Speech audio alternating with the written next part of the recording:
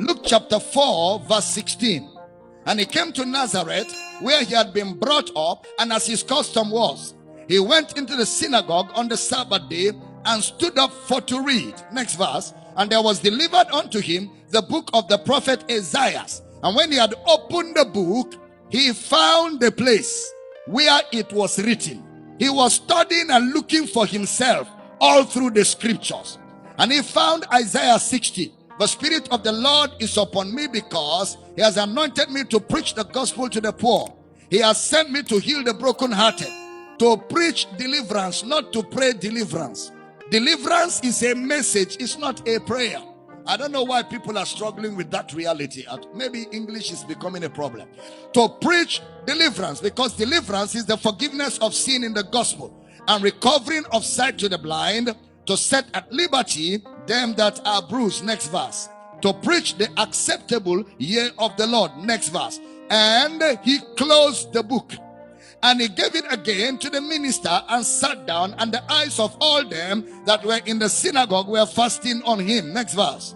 And he began to say unto them, this day is this scripture fulfilled in your ears. Why did he say this? He pointed this fact to himself. This day I am the fulfillment of the scripture. I am the one the scriptures were written for. I am the reason for the scriptures. Meaning, if you read the scripture and you can't find me, you are in darkness. If you read the scriptures and you can't find Jesus, you are groping in the dark. Because he is the only light that shines in the dark. So if you can't find Jesus in your reading of the Bible, you may end up in Islam. You can read the Bible and become a Muslim. You can read the Bible and end up in occult. You can read the Bible and end up in prayer house. It depends on what you are looking for.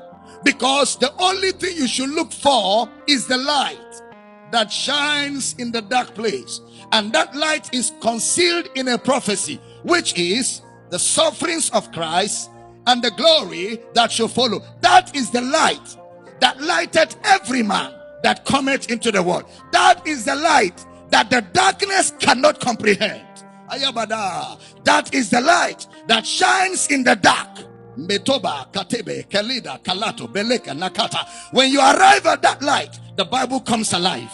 When you arrive at that light, the Bible becomes meaningful. When you arrive at that light, you encounter life.